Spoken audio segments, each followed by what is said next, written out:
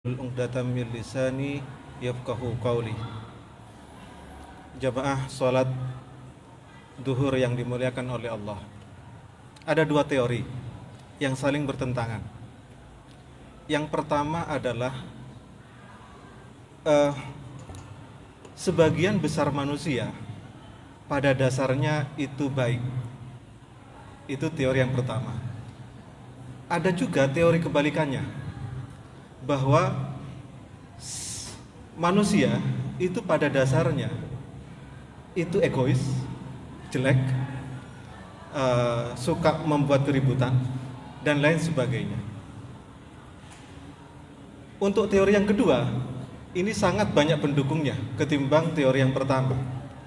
Misalkan kalau kita baca buku Kolaps misalnya, kita akan menemukan banyak contoh-contoh di mana di situ disebutkan bahwa banyak terjadi pembantaian.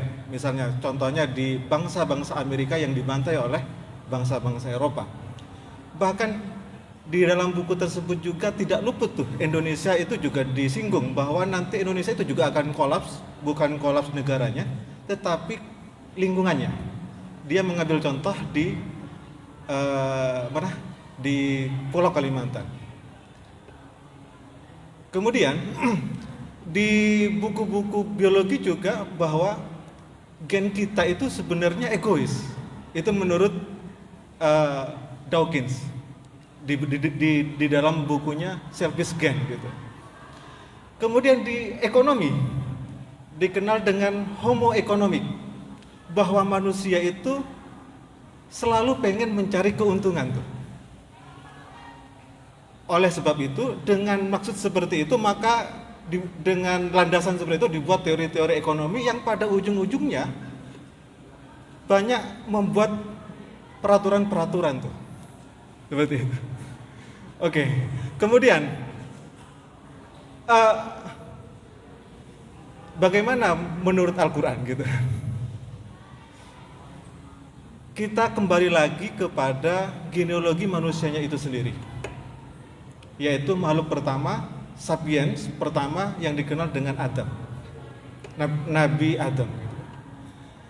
Di dalam surat Al-Baqarah disebutkan bahwa wa idz qala rabbuka lil malaikati inni ja'ilun fil ardi khalifah qalu ataj'alu fiha may yufsidu fiha wa yusfiku dima wa nahnu nusabbihu bihamdika wa nuqaddisu lak qala inni a'lamu ma la ta'lamun.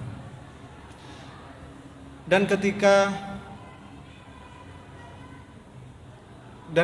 Tuhan berkata kepada malaikat bahwa saya ingin menciptakan khalifah di permukaan bumi ini, maka malaikat itu protes, kenapa engkau menciptakan manusia di permukaan bumi ini, padahal dia itu menumpahkan darah,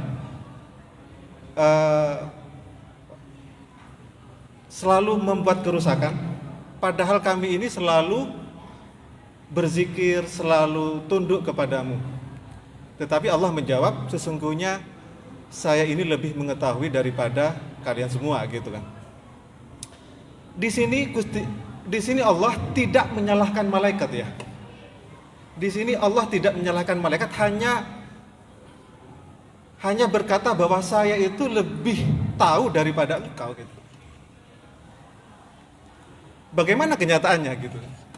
Oke, prediksinya malaikat adalah bahwa manusia di permukaan bumi ini adalah membuat kerusakan, membunuh, menumpahkan darah. Baik, yang pertama, manusia di bumi ini mati itu bukan karena sakit, tapi karena dibunuh. Itu kita bisa ngambil contoh kasus di Al-Quran bahwa Habil itu mati, manusia pertama mati di permukaan bumi ini, itu bukan karena sakit, tapi dibunuh oleh kakaknya. Prediksi pertama benar. Bagaimana dengan membuat kerusakan? Tentu Al-Quran sudah mengkonfirmasi juga bahwa taharal fasadu bil barri wal bahri bima kasabat aydin nas, bahwa kerusakan yang terjadi di permukaan bumi ini, baik di lautan maupun di daratan, itu disebabkan oleh manusia. Oke, sekarang yang menjadi pertanyaan gini, kira-kira malaikat itu kok bisa ngerti ya gitu? Kok bisa tahu ke depannya gitu? Prediksinya malaikat itu kok bisa tepat gitu? Kalau manusia modern mengetahui future atau depan itu ada 4 cara. Pakai statistik, pakai pemodelan atau simulasi, atau pakai sebab akibat, atau pakai probabilitas atau kemungkinan-kemungkinan. Oke, kira-kira yang masuk akal itu yang mana nih? Prediksinya malaikat nih. Pakai teori yang mana nih? Pakai metode apa nih gitu? Mau pakai sebab akibat bisa saja. Karena kita ketahui bahwa sebelum manusia sapiens ini ada di permukaan bumi ini, ada manusia-manusia yang mungkin tidak bisa disebut dengan manusia gitu. Ya homo lah, homo neanderthal, homo erectus, homo dan lain sebagainya gitu.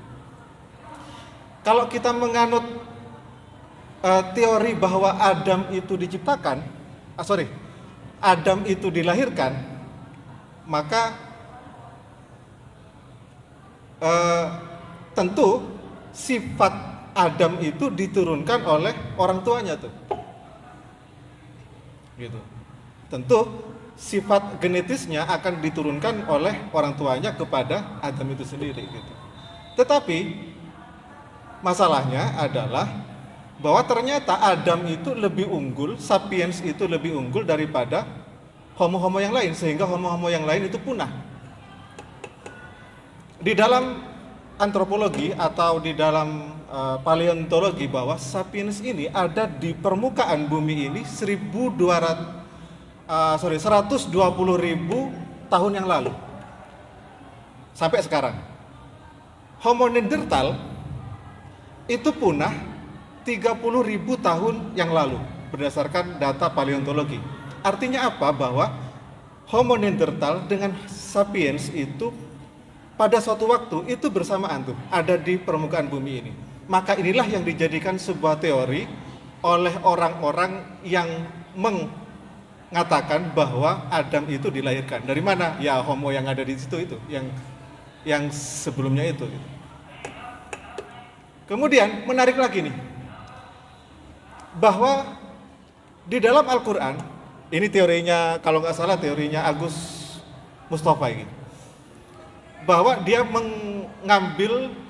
mengambil ayat masalah Isa indallahi kamasali Adam khalaqahu min turabin summa qala lahu kun fayakun, bahwa permisalan penciptaan Isa itu sama seperti penciptaan Adam, yaitu terbuat dari tanah begitu. Oke, kemudian Agus Mustafa kemudian menganalogikan jika A sama dengan B maka B sama dengan A tuh. Kalau Nabi Isa itu punya ibu gitu, tentu maka Adam itu pun juga punya orang tua tuh. Gitu. Tentu teori ini sangat mudah dibantah gitu. Baik. Kemudian sudah jam berapa ya? Kemudian ternyata bahwa sapiens itu tidak sama dengan homo yang sudah ada di permukaan bumi ini. Kemungkinan dia kalau dalam biologi ada namanya mutasi ya gitu. Kemudian juga dibekali dengan bahasa sapiens itu. Makanya ayat selanjutnya Allah menerangkan wa 'allama adamal asma'a kullaha summa aradahum 'alal malaikati faqala anbi'uni bi asma'i haula'i in kuntum la ta'lamun. Artinya pada saat itu bahwa sapiens itu dibekalilah oleh Allah tentang bahasa. Dari bahasa inilah Adam membentuk sebuah peradaban, membentuk ilmu pengetahuan, akan meningkatkan intelijensi, sehingga dia lebih survive daripada homo-homo yang lain. Gitu. Kurang lebihnya mohon maaf. Wallahu a'lam bishawab. Assalamualaikum warahmatullahi wabarakatuh.